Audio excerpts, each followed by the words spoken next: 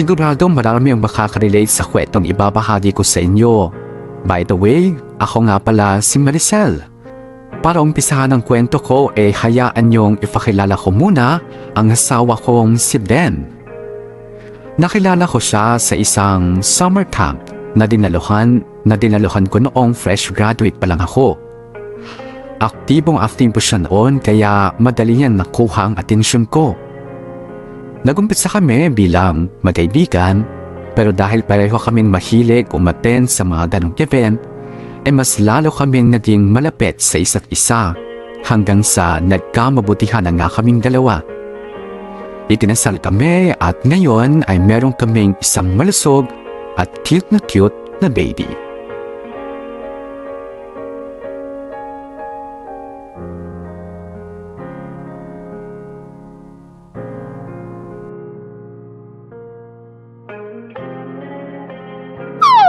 Yes, baby ko. Sasama yung baby namin, no? Sasama ka bukas? Bait-bait naman ng baby na yan. Mukhang excited din si baby bukas, mahal ah. Ay, mamimiss ko talaga kayo, mahal. Ay, hindi mo mababantayan yung paglaki ni baby. Hayaan mo na. Saglit lang naman yung kontrata ko eh. Tsaka mabait naman daw yung magiging amo ko. Tsaka malay mo, payagan ako makauwi tuwing may holiday, di ba? Hindi ko kasi maiwasang mag-alala, mahal eh. Magpapakabait ako dun, mahal. At tsaka, palagi kaya akong ginagabayan ni Lord. Malakas ako sa kanya. Mahal, sigurado ka bang ayaw mo munang magstay dito kila mama?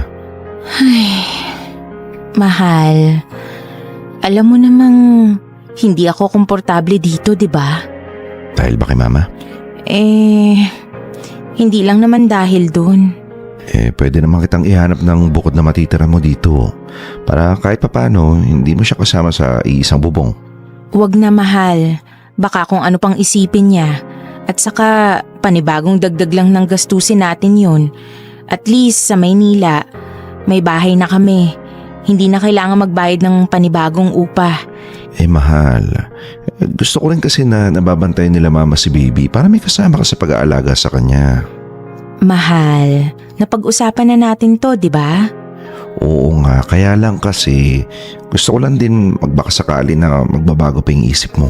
Pasensya na talaga, mahal. Hindi ko talaga kaya eh. Mabait naman yung si mama eh. Medyo masungit lang talaga minsan. Na madalas, masyadong mapilit. Hindi naman mahirap pagbigyan yung mga request niya, di ba? Mahal, nakalimutan mo na ba? Siya yung nagpumilit na bigyan natin siya ng apo. Kahit na wala pa sa plano natin. I mean, ready naman tayo emotionally. Pero marami pa kasi tayong gustong gawin, di ba? Tingnan mo tuloy, malalayo ka sa anak natin habang ako. Sige na nga. Hindi na kita pipilitin na magstay dito kung hindi ka pa komportable. Basta, kapag nahirapan ka na sa pag-aalaga sa bibi natin, sabihan mo lang ako, ha? Papupuntahin ko kagad si mama sa Maynila para may makatulong ka. Ay. Huwag kang mag-alala, mahal. Nandun naman si Pao eh. May makakasama ako. Naninigurado lang naman ako. Siyempre ayoko nahihirapan yung mag-ina ko. Ikaw talaga? Oh, ano? Handa na ba lahat ng gamit mo? Oh, ma. Ba't naman hindi man lang kayo kumatok bago pumasok? Bakit bahay ko naman to ah. Ma, kahit na. At saka, hindi nakalak yung pinto di pumasok na ako. Teka, bakit ang dami mo naman yatang bagahe? Dadali mo lahat yan? Yung iba po dyan, ma, kay Maricel. Bakit? Sasama ka sa abroad? Hindi po. Niready ko lang po yung mga gamit ko kasi babalik na rin po ako sa Maynila sa Makalawa. Oh, hindi ba napag-usapan na natin to, Den? Na dito natitira si Maricel at ang apo ko. Ma, kasi, hindi masyadong komportable si Maricel dito sa lugar natin. Oo bakit? Maayos naman ang pakikitungo ko sa kanya. Kasi po, syempre hindi naman siya taga rito.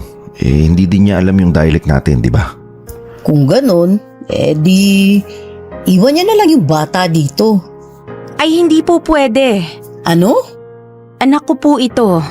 Ako yung mag-aalaga sa kanya. Bakit? Apo ko naman yan ah.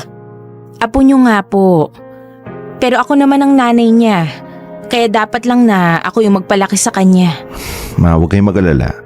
Pwede namang pumasyal dito sila Maricel paminsan-minsan O kaya pwede na kayong bumisita sa kanila sa Maynila. Ay nako. Bakit kasi hirap makiusap na dito na lang tumira eh? Kala mo naman, aping-api dito sa bahay. Ma, O siya, kung nakapag-impake na pala, may magagawa pa ba ako?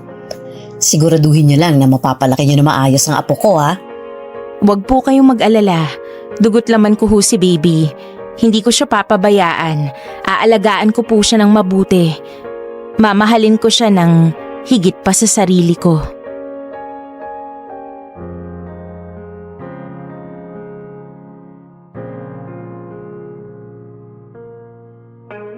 Ramdam kong mahal na mahal ako ng asawa ko, lalo na nga ngayong may anak na kami. Gusto niyang siguraduhin na magpo-provide niya lahat ng pangangailangan namin. Kaya nga nagdesisyon siyang magtrabaho sa ibang bansa. Maayos na naging pagsasama namin. Ang problema nga lang, parang hindi ganun kaayos ang pakikisama sa akin ng pamilya niya. Breadwinner kasi ng pamilya si Den, walang malaking income ang mga magulang niya bukod sa kaunting halaga na natatanggap nila sa ministry. Pastor kasi ang papa niya at housewife naman ang mama niya. May mga kanya-kanya ring struggle sa mga kapatid niya kaya walang ibang maaasahan na mag-provide para sa pamilya kundi si Den lang. At magmula nga noong sa akin na napupunta ang lahat ng atensyon ni Den, doon na rin nagsimula ang mapait na pagtrato nila sa akin. Mabuti na lang at tanggap at mahal na mahal nila ang anak ko. Para sa akin, malaking bagay na yun para ipagpasalamat. Kaso nga lang, mukhang yun pa ang pagmumulan ng mas malaking problema sa pagitan ko at ng pamilya ng asawa ko.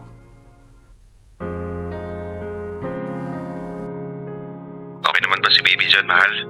Oo, mahal. Maayos na maayos yung kalagayan niya dito sa Maynila kaya huwag kang mag-alala, okay? Gusto ko sana siya makita Sige, mahal. Pag uwi ko ng bahay, magvi-video call ulit ako sa'yo. Matagal ka pa ba dyan? Hindi na, mahal. May binili lang ako sa drugstore. Total, pauwi na rin naman ako galing work kaya dinaanan ko na rin. Okay, sige. Nga pala, mahal. Nandyan sa Manila si Ate Myla ngayon. Sabi niya, bibisita daw siya dyan. Gusto makita si baby. Ay, buti naman naisipan niyang bumisita. Nakailang balik na siya rito sa Maynila. Hindi man lang niya mapuntahan si baby eh. Huwag ka na magtampo, mahal. Alam mo naman yung si ate. Marami lang talagang ginagawa kaya halos walang time kahit sa sarili niya. Pero nakikita ko sa mga post niya sa Facebook na yung mga anak ng dati niyang kaklase sa college napupuntahan niya. Yung anak natin, hindi. Naiiya lang din siguro, mahal. Pero huwag ka mag-alala. Makikita niya rin si baby Peter natin pagpunta niya dyan, okay? Okay. O sige na, mahal. Tawag na lang ulit ako pag nasa bahay na. Ibubulsa ko lang muna tong cellphone ko. Okay, mahal. Ingat ka, ha?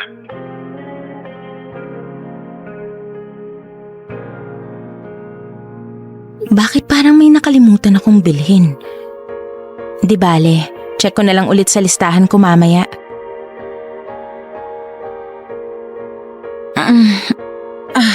Nakakapagod. Pao? Pao? Ote, ba't nandito ka? Ha? Bakit? Uuwi ako after ng work ko malamang. Akala ko ba magkikita kayo ng hipag mo? Magkikita? Siya yung pupunta rito, pero hindi kami magmi-meet up or what? Teka, ba't mo ba alam yung tungkol doon? Ibig sabihin dito tayo magkikita kayo sa mall? Hindi. Wala kayong usapan? Wala. Hindi naman kami ganun ka-close nun eh. Ay naku ate, I'm sorry! Sorry? Bakit? Kasi pumunta dito yung hipag mo. Oh, tapos?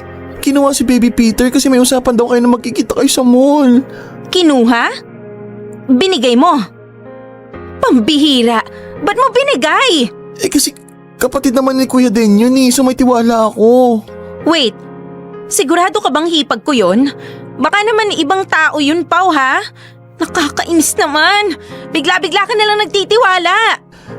Alam ko yung mukha niya kasi nakausap ko siya nung kasal niya ni Kuya Den Bakit daw niya kinuha? Saan ba niya dadalhin? Ewan ko. Sabi niya magkikita daw kayo. Naku, dinaanan niya lang para daw hindi kayo pabalik-balik dito sa bahay at sa mall. Paano kaya to? Teka, try ko ang tawagan.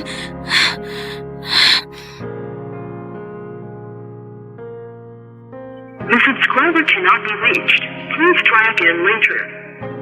Wala! Cannot be reached! Pambihira naman kasi, Pao eh! Sorry na. Malay ko ba namang hindi naman pala talaga kayo nag-uusap? Anak ko yung pinag-uusapan dito, Pao! Anak ko! Hindi kung anong gamit lang! Hinayaan mo lang na kunin ng iba na parang gamit lang sa bahay! Sorry ate. Kanina pa umalis? Ngayon lang. Wala pa sigurong 45 minutes. Halika, hanapin natin. Hindi pa siguro nakakalayo yun. Hindi niya naman kabisado tong lugar natin eh. Ay, sige ate. Magpapalit ako ng damit. Mamaya ka na magpalit. Baka makalayo pa yun eh. Sige. Diyos ko, sana naman walang masamang mangyari sa anak ko. Pag talaga may nangyari doon, Pao, ha? Hindi kita mapapatawad.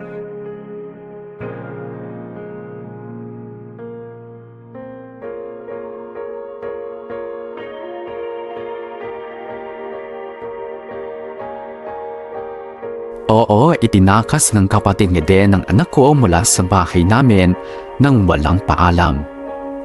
Alam kong maituturing na kidnapping yon pero dahil pamilya naman ng asawa ko ang may gawa, hindi na ako nakapagreklamo pa. Isa pa, babalik lang sa akin ang sisi kasi paano nga naman hinayaan na makuha ang anak ko nung wala akong kalam-alam. Pagkatapos ng insidenteng yon, tinawagan ko kaagad si Den. At doon ko nalaman na patagal na palang gustong kunin ng biyenan ko ang anak ko mula sa akin. Pero dahil nga hindi nila ako mapapayag, gumawa na lang sila ng sarili nilang paraan. Napilitan akong sundan ang anak ko sa probinsya nila din. Wala akong magawa kundi sumunod sa gusto ng biyenan ko, lalo't lumalabas na parang pabaya akong ina. Dahil naitaka sa akin ang anak ko. Nakitira ako sa pamilya ni Den kahit na pakiramdam ko hindi ako welcome sa kanila. Sa isip-isip ko siguro mas okay na rin yung ganun para may makasama ako sa pag-aalaga sa anak ko. Kaso nga lang, habang tumatagal, lalong lumalaki ang problema sa pamilya ng asawa ko.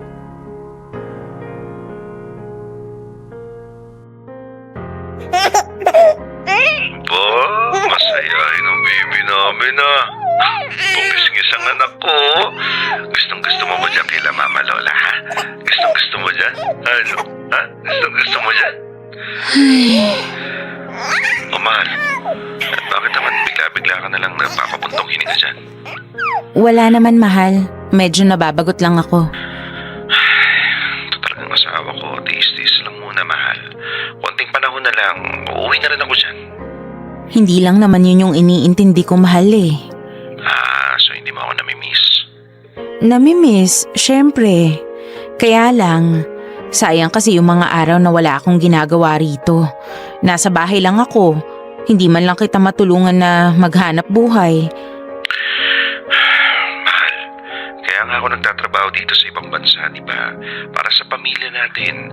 Kaya wag mo na masyadong isipin yun.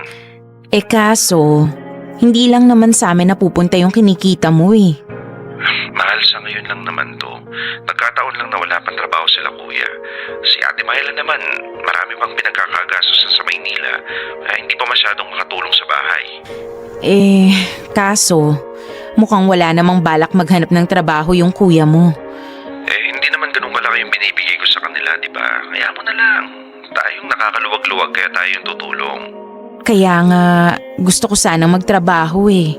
Ikaw bahala, mahal. Basta wag mo masyadong papagurin ang sarili mo, okay? Oo naman, mahal. And dapat si Baby Peter pa rin ang priority natin, okay? Siyempre naman, siya lang naman ang dahilan kaya ako gagawin lahat ng to eh. Once na nakapag-ipon na ako ng sapat, titigil na rin ako para makapag-focus sa kanya.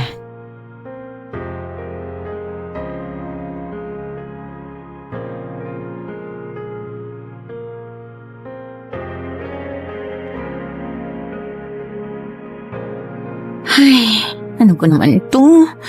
Sa halip na makafocus ako sa pag-aalaga ng anak, kailangan ko pang mag-igib ng tubig. Ay, tiis-tiis lang Maricel. Tiis-tiis lang. Oh, Maricel. Bakit ikaw ang gumagawa niyan? Sino nagbabantay kay baby? Saglit lang to, Nay. Naubos ko na kasi yung tubig sa balde eh. Sige. Pagkatapos mo dyan, balikan mo na agad si baby, ah. Opo, Nay. Nga pala, di ba nagpadala sa'yo si Dende ng pera last week? Opo. Bakit po? Kay baby mo lang naman ginagamit yung mga padala niya, di ba? Opo. Siguro naman may natitira pa dyan. Meron po. Kaya lang, itinatabi ko po para sana may pang-emergency kami ni baby. Ipahiram mo muna sa akin. Po? Sabi ko, ipahiram mo muna sa akin. Pero, di ba nagpapadala rin sa inyo si Den ng pera? Oo, pero ubus na kasi yun. Sakto lang naman yun panggastos dito sa bahay. Saan nyo po ba gagamitin yung pera? May parating kasi na bisita next week. Mga member ng kabilang church. Kaya kailangang pagandahin yung bahay. Maayos naman po yung bahay ah. Hindi ganun kaganda pero malinis naman. Hay nako! Huwag mo nga akong pangunaan sa gusto kong itsura ng bahay ko. Kaya lang, Nay, hindi pa naman po kasama sa budget niyo yung pagpapaganda ng bahay. Baka po mas maganda kung next time na lang po kapag mas nakakaluwag na tayo. Bakit ba ang hirap mong kausap? Sabihin mo na lang kung ayaw mong ipahiram sa akin yung pera. Hindi naman po sa ganun. Pera naman ng anak ko yung hawak mo ah. Kung makapagdamot ka naman, parang ikaw yung naghahanap buhay sa inyong dalawa. Ay, Alam mo, dati-rati naman, walang kahirap-hirap sa pagbibigay ng pera sa amin, yang si Denden eh. Simula nang napang-asawa kanya, nagbago na ang lahat. Palagi na kaming may kahati. Parang kami pa yung nakikihati eh. wag po kayong mag-alala. Maghahanap na rin po ako ng trabaho. Para may makatulong naman si Den sa mga gastusin. Hindi ko sinabing magtrabaho ka. Ang akin lang, wag mo naman sanang ipagdamot yung pera na sa anak ko rin naman nang gagaling. Ang lagay tuloy para kaming namamalimos sa kanya. Samantalang dati naman, kusa niyang binibigay sa amin ng mga ganyan.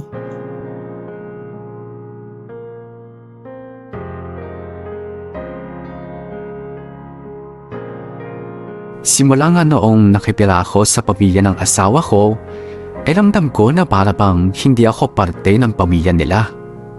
Araw-araw sinasadya man nila o hindi, naipaparamdam nila sa akin na tanging ang anak ko lang ang gusto nilang makasama.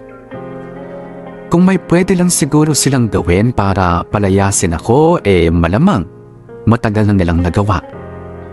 Pero hindi nila yun pwedeng gawin sa akin dahil alam nilang ikakagalit yun ni Dem. Alam nilang hindi pwedeng mangyari yun lalo't si Den ang nagpo-provide ng halos lahat ng pangangailangan nila sa bahay. Tiniis ko lahat ng hindi magandang trato sa akin ng in-laws ko para lang makasama ang baby kong si Peter. Wala rin akong mahanap na trabaho noon dahil nga hindi ako pamilyar sa probinsya nila din. Ang nangyari tuloy, pati ako, umaasa na lang sa kayang ipadala ng asawa ko. Iginugol ko na lang ang oras ko sa pag-aalaga sa nag-iisa kong anak. Wala nga akong nagawa kundi pagtiyagaan muna ang pakikitungo sa akin ng pamilya ng asawa ko. Totalan siya naman ang anak ko na nagpapasaya sa akin. Kaso nga lang habang tumatagal, unti-unti ko rin na-realize na hindi sapat na naaalagaan ko lang ang anak ko. Hindi ganun palaki ang sinusweldo ng asawa ko para bumuhay ng malaking pamilya. Lalo't sa kanya nga umaasa ang magulang at mga kapatid niya. Kailangan ko rin gumawa ng paraan para makapaghanap buhay. Sinubukan kong mag-apply ng mga trabaho sa probinsya nila din. Pero dahil nga hindi ako masyadong sanay sa lugar nila, hindi rin ako nagtagal. Isa pa, inaalagaan ko rin ang anak ko. Siguro kung nasa Manila lang ako, kayang-kaya kong maghanap ng trabahong babagay sa akin at hindi ako mahihirapang kumayod para sa anak ko. Pero hanggat nandito ako sa bahay ng asawa ko, hindi ko magagawa yon. Kaya naman isang malaking desisyon ang napag-isipan kong gawin.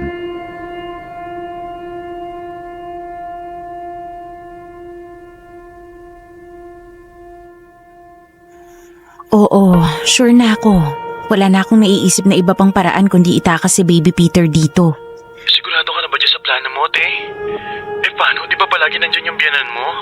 Bukas, pupunta siya sa bayan kasi kukuha siya ng pensyon niya. Ita-timing ko na wala siya rito. Yung mga gamit mo, paano? Kapag nakita niya nakaimpake ka, sigurado magtataka yun. Napakapakalamera pa naman nun. Hindi ako magdadala ng maraming gamit. Naku ate, ako yung kinakabahan sa gagawin mo eh.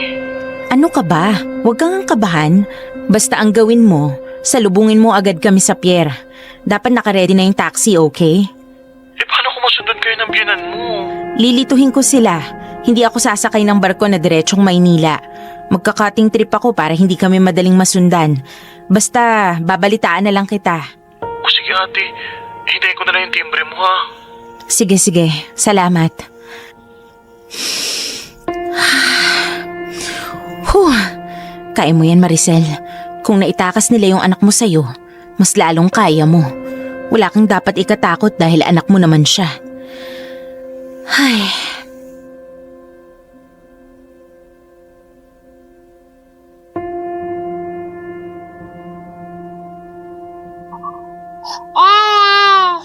Shh! Tahan na, baby. Konting tiis na lang, makakaalis na tayo rito. Konti na lang. Baby, huwag na iyak, okay? Mas lalong kinakabahan si Mami sa'yo eh. Ayaw tumigil sa pag-iyak ng baby mo, mama, no? Oo nga, kuya eh. Naninibago yata sa biyahe. Anak mo yan? Syempre naman, no? Anong akala mo sa akin, hold-upper? Gusto mo ba magpakita pa ako ng birth certificate niya sa'yo? Huwag ka namang magalit. Nagtatanong lang naman ako eh. Ay, sorry. Pakibilisan na lang yung pagdadrive. Okay.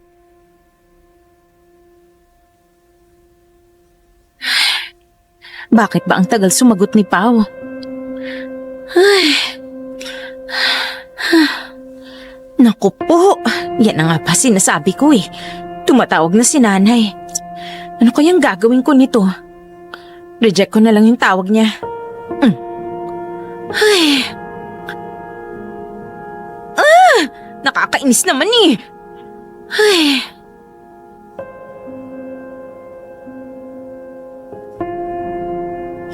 Pao, sagutin mo na please. Bilisan mo. Ay.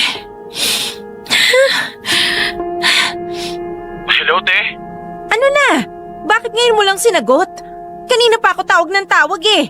Sorry, nasa work kasi ako kanina, te. Ay nako, sabi ko antabayanan mo kami. Sorry na, anong balita sa'yo? Naghihintay na lang kami ng biyahe pa Maynila. Tawag ng tawag yung biyanan ko kaya papatayin ko muna yung cellphone ko ha. Sige, basta hintayin ko na lang kayo ha. Mga anong oras kayo darating? Mga madaling araw siguro, nasa pier na kami. Sige ate, ingat kayo. Okay, salamat. Ay, konti na lang baby. Konti na lang makakauwi na tayo ng Maynila. konting-konti na lang, mailalayo na kita ng tuluyan sa kanila.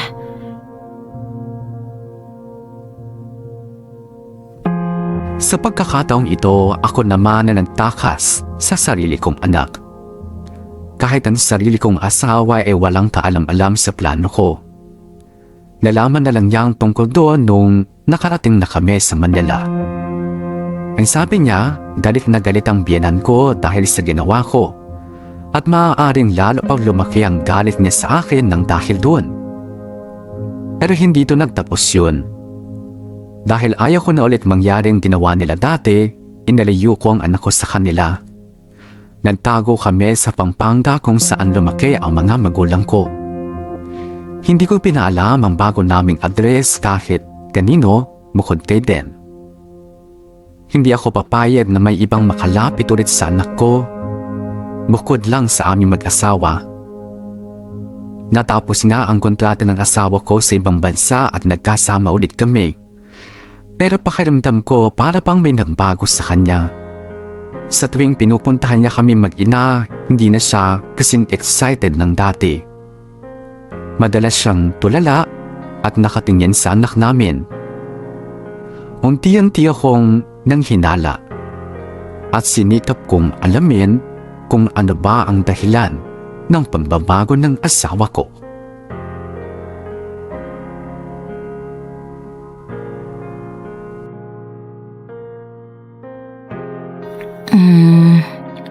Ay, ano kaya tong pinag-uusapan nilang mag-ina?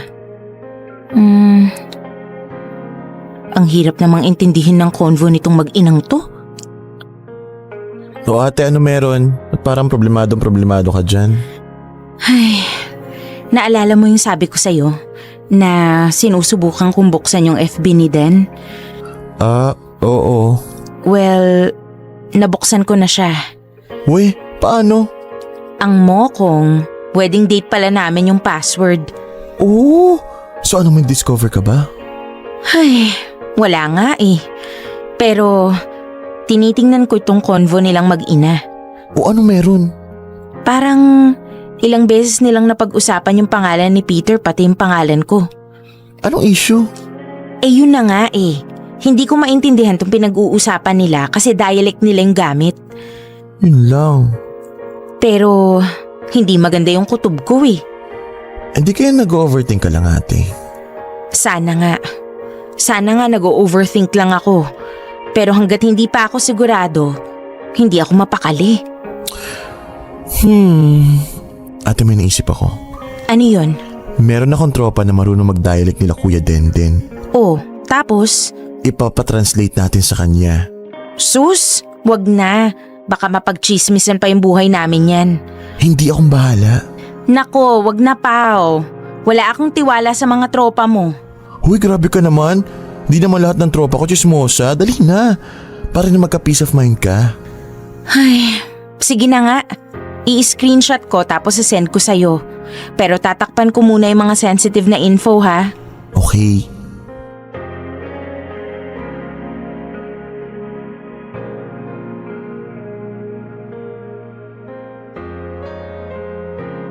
Himbing ng tulog ng baby ko ah.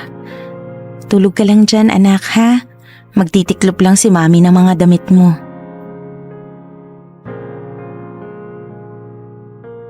Te, Oh, napatingnan ko na sa tropa ko yung convo. talaga? Anong sabi? Hindi maganda, te. Pinagbabalakan daw nila na itakas na naman si Peter. Ha? Eh hindi naman alam nila Ate Myla tong bagong place natin ah. Ayun na nga eh. Ang siste, si kuya din na magtatakas kay Peter ngayon. Yun ang plano nila. Ano naman daw yung sabi ni Den? Eh, mukhang sunod-sunuran sa mudrakels niya, te. Parang payag daw na iuwi yung anak nang hindi pinapaalam sa'yo. Sabi na nga ba eh. Kaya pala madalas tahimik at may ibang iniisip kapag magkakasama kaming tatlo nila baby eh. Pero, palagay mo, kaya talagang gawin ni kuya din yun? Hindi ko rin alam. Pero sa sobrang mapilit ng biyanan ko, hindi malabong mapilitan si Den na sundin siya. So anong plano mo ngayon? Pupunta dito si Den bukas. Tapos uuwi din siya sa kanila next week. Siguro mas mainam kung hindi niya tayo madatnan dito. Aalis tayo? Oo, tulungan mo ko ha. Maghahanap tayo ng bagong lilipatan. Kailan? Ngayon na agad. Hindi ako papayag na ilayo na naman nila sa akin yung anak ko. Wala akong pake kung kinakailangan kong ilayo siya kahit sa sarili niyang ama. Kung yun lang natitirang paraan, gagawin ko yun.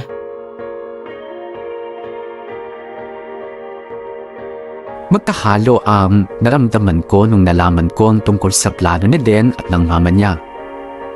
Kahit papaano, parang na rin akong nabunutan ng tinik nang masiguro kong hindi pala pagtataksil ang dahilan ng pagbabago ng asawa ko. Pero para pa rin akong binuhusan ng isang balding yelo nung sabihin sa akin ni Pao ang tungkol sa mga plano ng asawa ko at ng biyenan ko. At pagkatapos nga nun ay agad-agad din kaming lumipat ng tirahan. Malayo kahit saan. Hindi mapupuntahan ng kahit sino. Kahit pa ng sarili kong asawa. Mula noon hindi na ulit kami nagkita ng asawa ko.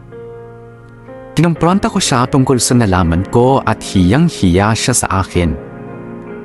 Nang makaawa siyang makita ang anak namin bago siya bumalik abroad, pero tinigasan ko ang puso ko at hindi ako pumayag sa gusto niya. Nakabalik siya sa ibang bansa nang hindi nakikita ang anak naming dalawa. Ang bilang ko naman, sobrang ikinagalit ang ginawa ko kaya nagtangka rin siya na sampahan ako ng kaso.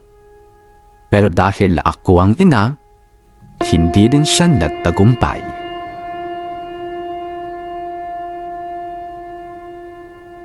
Bale, ma'am, pakifila pa na lang po itong mga form.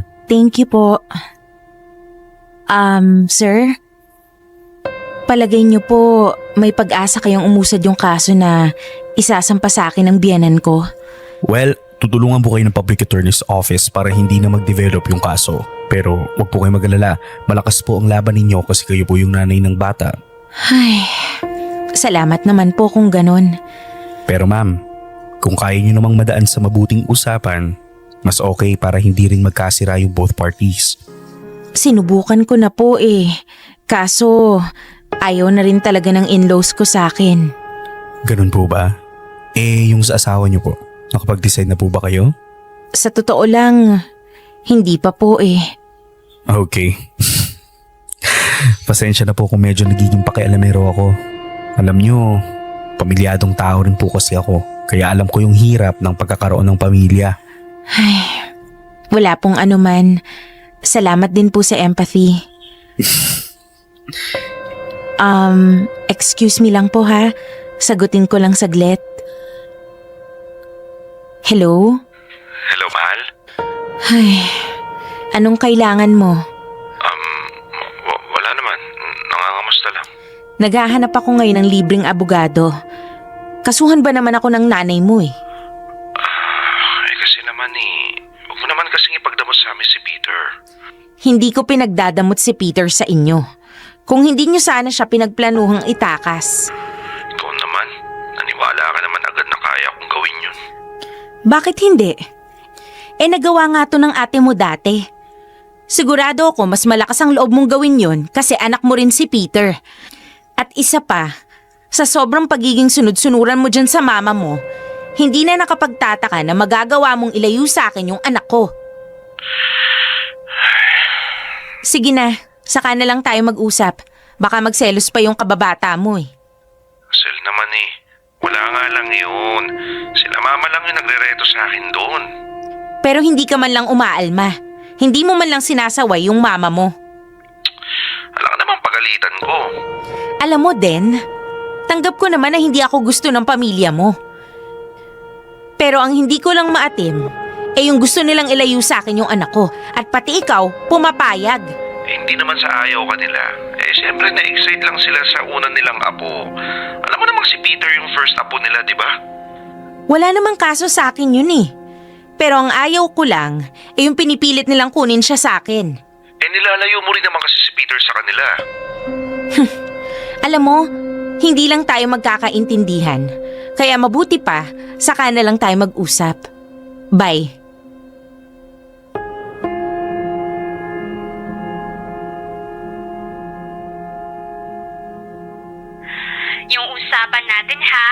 kailangan mong bumawi next month. Oo, boss. Pasensya na. Marami lang inaasikaso sa personal life nitong nakaraan. Wala yon. Ang sakin lang, sana makabawi ka pa. Para sa'yo din naman to at sa baby mo. Opo, babawi po talaga ako. Huwag po kayong mag-alala. Remember, you need this job. You need a home-based job. The last thing you want to happen is mawalan ka ng trabaho. Especially now na sa'yo lang umaasa yung anak mo. Oo nga po eh.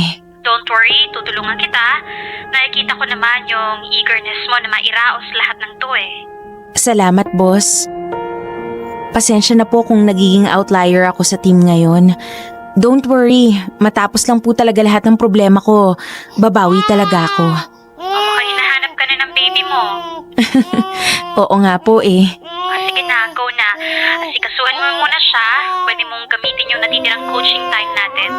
Salamat talaga, boss. You're welcome. Login ka rin agad pagkatapos mo, ha? Opo, opo. Ay. Anak, gutom ka na? Nandito na ang mami. Alam mo, anak, ang daming problema ng mami ngayon. Nagkasabay-sabay. Si mama lola mo. Hindi ako gusto. Si daddy mo. Mukhang may iba na. Tapos, hindi na ako makapag-focus sa work. Ang hirap, anak. Parang gusto nang bumigay ni mami. Pero, kakayanin ni mami, anak. Kakayanin ni mami. Para sa'yo. Basta, huwag ka lang mawawala sa akin, ha? Basta, huwag ka lang nilang makuha sa akin. Hanggat hindi ka pa nakakapagdesisyon para sa sarili mo, ipaglalaban kita. Ikaw lang yung meron sa akin ngayon. At hindi ko kakayaning mawala ka.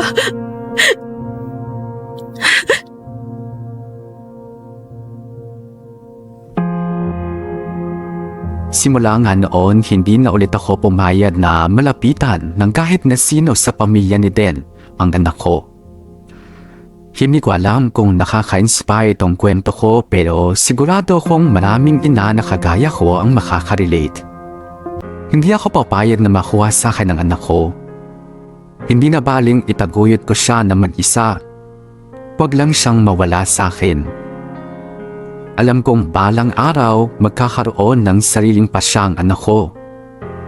Maaaring hindi na ako ang gusto niyang kasama at pag dumating ang time na yon, hinding-hindi ko ipagkakait sa kanya ang kalayaan na magdesisyon para sa sarili niya.